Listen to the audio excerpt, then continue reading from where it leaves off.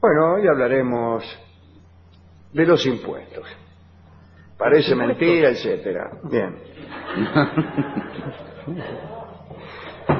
Hablaremos de un poco de la historia, sentido histórico, cómo ha modificado la civilización, cómo han influido las guerras, las pestes, incluso las historias de mujeres, cuántas veces se han aumentado los impuestos para poder solventar un regalo demasiado oneroso de una favorita real. Bueno, de todo esto no hablaremos.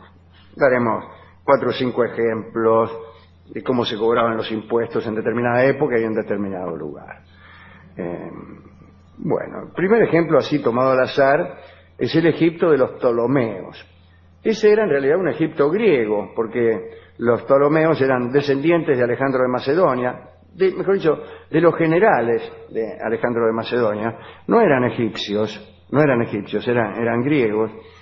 Pero a estos reyes solo les importaba acrecentar la reserva real, qué sé yo, para emprender conquistas o para pagar sus lujos, etcétera. No existía el concepto del impuesto como ingresando al erario público. Pero tampoco existía el erario público. Lo que existía era la propiedad del rey. El rey, lo que ahora son tierras fiscales, le pertenecían al rey. Y lo que hoy es el presupuesto público era el presupuesto del rey, que era el dueño de todo, ¿no? Y el rey lo destinaba a fines públicos en la medida en que esos fines públicos contribuían a sostenerlo.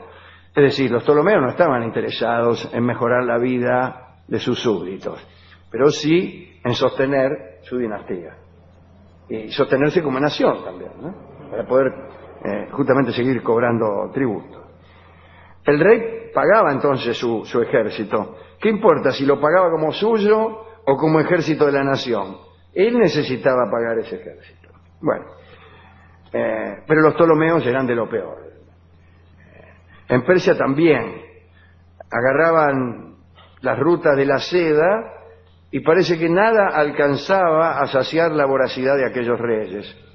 Si bien es cierto que mantenían con esto su ejército, también es cierto que mantenían principalmente los lujos de la corte, y en el caso de Persia era verdaderamente un lujo asiático, ya que los perros de esta corte comían mejor que la gente del pueblo. Cuando llegó Alejandro de Macedonia a aquellos parajes, encontró no solo lujo en la corte, sino también ciudades paupérrimas, con barrios espantosos y una población que daba pena. En la Edad Media, bajo el régimen feudal, la palabra censo significaba también cierta carga anual que los vasallos debían pagar a cambio del lugar que se les concedía, ¿no? Y había censos de todo tipo. Vamos a contar algunos impuestos extravagantes que se cobraban. Por ejemplo, en Bolonia, los arrendatarios de los benedictinos debían pagar un censo, un impuesto, consistente en el humo de un pavo cocido. ¿En serio? ¿El humo? El humo solamente. Era un impuesto muy barato, pero simbólico. Entonces se acercaban al señor, o en todo caso a los benedictinos, destapaban en su presencia el pavo, de manera que pudiera escaparse el humito que el pavo despedía, ¿no? Y luego se retiraban con el pavo intacto. O sea, lo único que cobraba el señor feudal era el humito, la olfateada. Que olfateaban el pavo y después se iban. Los vasallos del castellano de Tour-Chavaux estaban obligados a ofrecerle todos los meses a este castellano un canario atado con un piolín a una carreta que debía estar arrastrada por 4 bueyes, pero lo que le ofrecían era el canario, gana de jorobar nada más. Era muy común también tener que pagar con gallinas, ahí ya tenía otro sentido, ¿no? Porque la gallina es un bien, mientras que el humo de un pavo no lo es. Los anteriores eran impuestos que servían para denotar el poder que se tenía. Tenías que hacerle oler el pavo, pero solo para que se supiera, que fuera ostensible el poder que el tipo tenía sobre vos. Bueno, aquí las gallinas ya son otra cosa, ¿no? La gallina es muy útil. Y además, como está muy a mano, es un bien bastante líquido, que tiene mucha liquidez, ¿no? La gallina. Casi todos los impuestos entonces consistían en gallinas. También hay distintas clases de gallinas, ¿no? O impuestos gallináceos, de cuerpo, de hogar, de humo, de carnaval. La gallina de cuerpo era aquella cuya pluma servía para hacer colchones. Y cada vez que el rey se alojaba en los pueblos franceses por los que pasaba, los vasallos del lugar tenían la obligación de proporcionarle almohadas y colchones, y por consiguiente gallinas. Y entonces, discúlpeme, pero una pluma de gallina, me he tragado. Ahí, meta gallina desplumada. Era notorio el paso del rey por un castillo, porque los patios estaban llenos de gallinas de los campesinos, entregadas para hacer colchones y almohadones. El rey San Luis fue el primero en abandonar este impuesto, ¿no?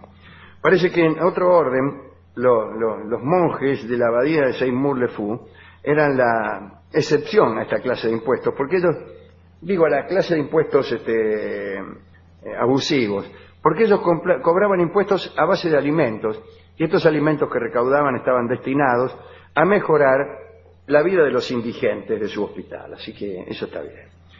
Algunos impuestos excepcionales consistían también en cosas de escaso valor, pero difíciles de encontrar. El señor en estos casos no exigía más que un conejo, que por ejemplo tenía que tener la oreja derecha blanca y la izquierda negra. Entonces todos se desesperaban para encontrar esa clase de conejos y no incurrir en el desagrado del señor. Siempre que la cosa entregada, insisto en esto, era un objeto de ínfimo valor, había que darle sentido simbólico. Al duque de Rohan se le entregaban todos los meses 3 huevos, conducidos en un carro y descargados por medio de palancas. Un impuesto simbólico. ¿Para qué iba a querer el duque 3 huevos mensuales y encima descargados por medio de palancas? Solo para que se viera que tenía poder. También existían, en los momentos de crisis, impuestos que tenían un carácter especial. A veces no era dinero lo que se solicitaba, sino muebles, utensilios, coches, vasos y hasta los alimentos primarios, llegado el caso. Había también impuestos o tributos que se pagaban con el trabajo personal. Algunos señores se hacían pagar del siguiente modo. En el lago de Gandien, aquellos a quienes el señor arrendaba el derecho de pesca estaban obligados a bailar un paso que todavía no se hubiese visto, a cantar una romanza que no se hubiese oído, con una letra que no fuera conocida. Es decir, tenían que ser coreógrafos, músicos y compositores para poder pescar en ese lago.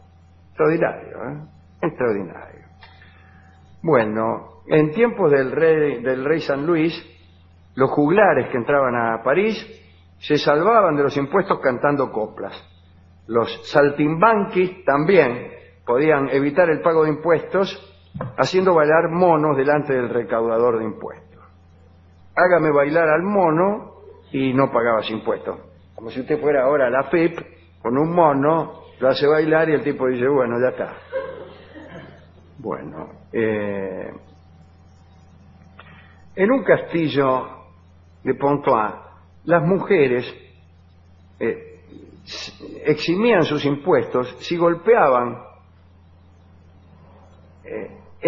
las manos en los alrededores del foso del castillo,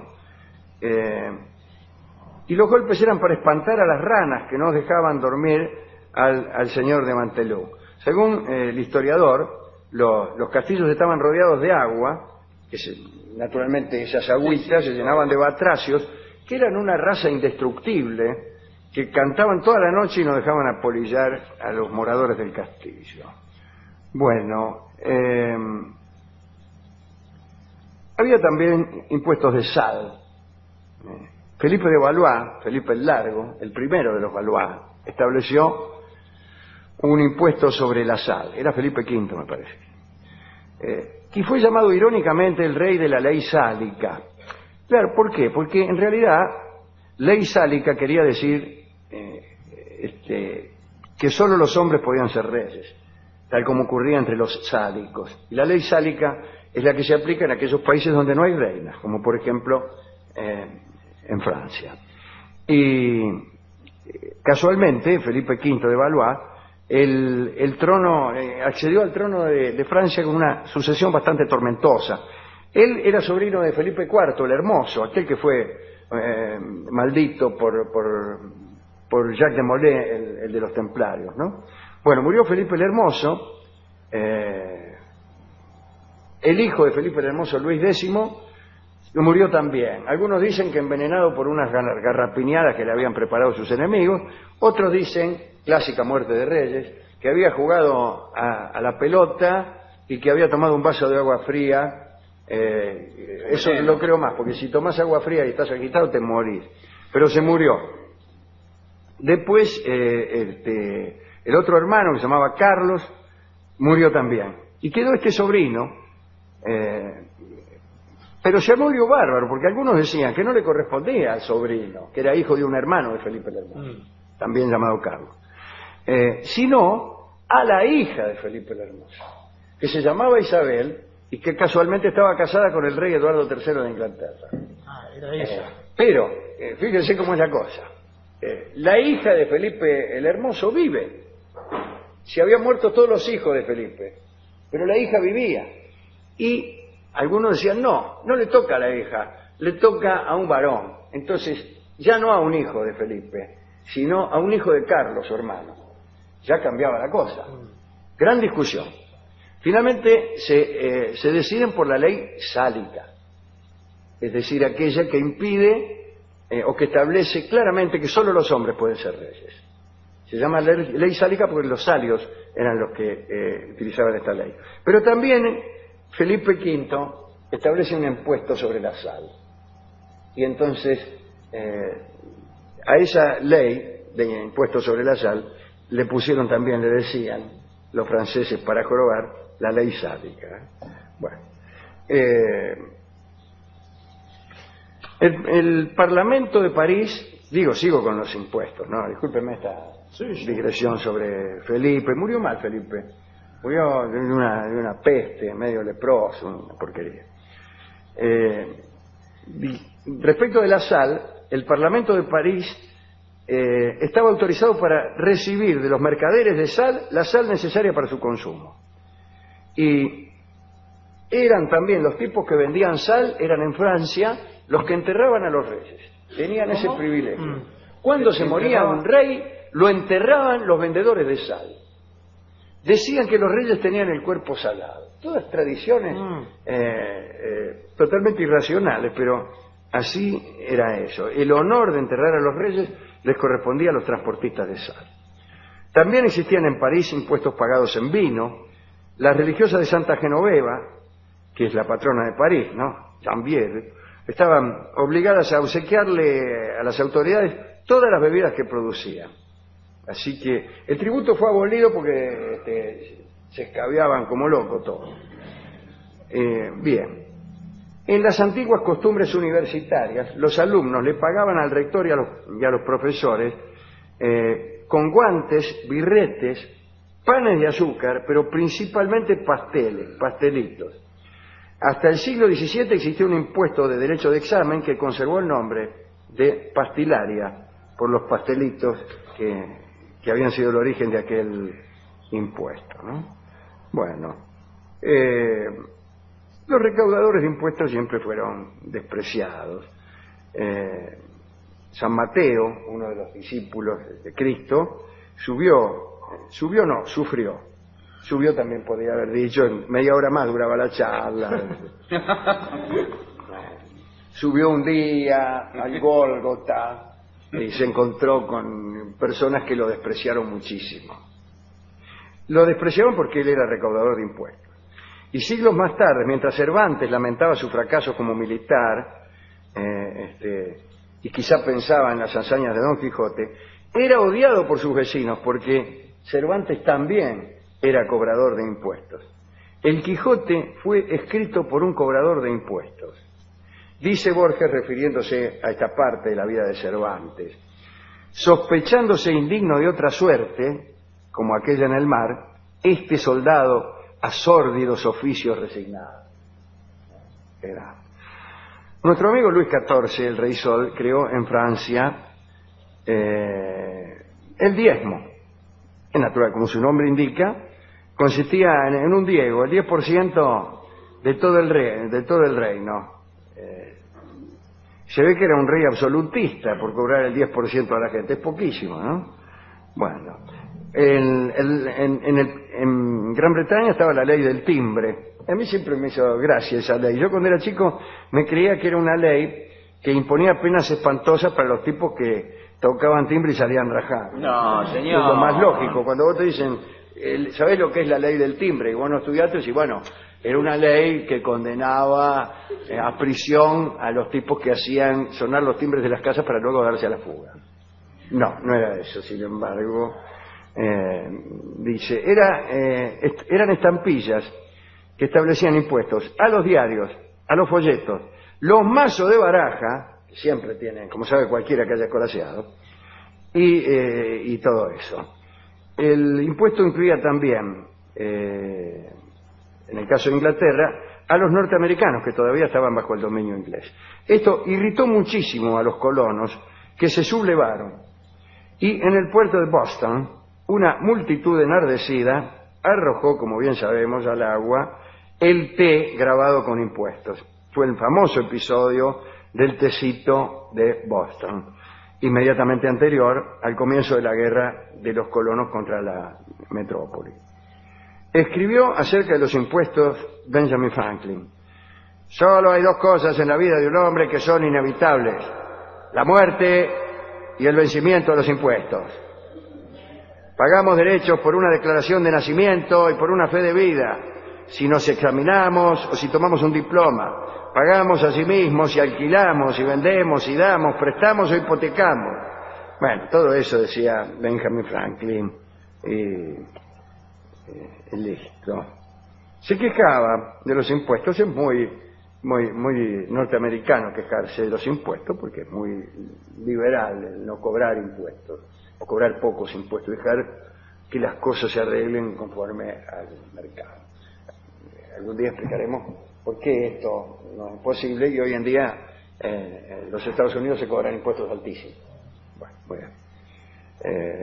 Bueno, en una época, en los años 60, muchos artistas se radicaban en Estados Unidos por el tema impositivo. Claro. En Europa les cobraban un montón de impuestos, en Estados Unidos no. Hoy en día en todo el mundo se cobran altísimos impuestos. Bien. Cada vez que vemos una película de Robin Hood, siempre aparecen los cobradores de impuestos, y aparece el impuesto como injusto, ¿no? Y entonces el director de cine, un evasor probablemente, hace que el público sienta simpatía por el evasor fiscal. Pero el evasor fiscal no siempre es Robin Hood, ni siempre son campesinos pobres. Así que esa es la cosa, ¿no? Bien. Pero es gracioso. Caen los tipos, los esbirros del rey Juan sin tierra a cobrar impuestos. Y le sacan toda la cosecha al tipo, y le sacan todo lo que tiene. Después viene Robin Hood y todo así. Pero yo quería llamar la atención sobre este asunto. El impuesto tiende a ser, desde su nacimiento, un impuesto, mejor dicho, un tributo que cobra el que puede al que no tiene más remedio. Se cobra porque se puede cobrar y se paga porque no hay más remedio que pagar. Eso es el origen de la relación de fuerzas que produce el impuesto. Cuando aparece el Estado y cuando aparece la idea de que el impuesto, entre otros miles de usos, podría destinarse a fomentar el bienestar general, ahí me parece que estamos ante un avance sustantivo. Y entonces el impuesto sigue cobrándose por quienes pueden hacerlo, por la fuerza se cobra el impuesto. Uh-huh. Si no hubiera fuerza, si no hubiera una fuerza pública, nadie pagaría impuestos. Si no te amenazaran con que algo te van a hacer, y si no pudieran hacerlo, claro, no pagarías impuestos. Pero lo que viene es un aspecto distributivo, un aspecto del bien común, un aspecto municipal, empiezan a construirse calles, y eso despacito va sustituyendo, nunca del todo, al impuesto como sostenimiento de privilegios, de lujos de la corte, etc. O simplemente el dominio de una clase sobre otra. Fíjese que en la Edad Media los campesinos le pagaban, los que menos tenían le pagaban al que más tenía. Bien. ¿Cómo cambió todo? Cambió muchísimo, según se ve. No, esas eran épocas oscuras, no como ahora. Hemos ido a la discoteca y el tipo me explicó que se le había caído la moratoria de la FIP. Sí, me imaginé que era un moroso. Que estaba a punto de perder la camioneta. Una camioneta Ford 32. Siempre él tiene que hacer autorreferencia, sí, ¿no? De cualquier tema. Incluso sobre de los impuestos. Y entonces me dio el disco Falsa Moneda, como induciéndonos a falsear nuestras declaraciones o a pagar en billetes falsificados. Falsa Moneda canta Imperio Argentino. Adelante.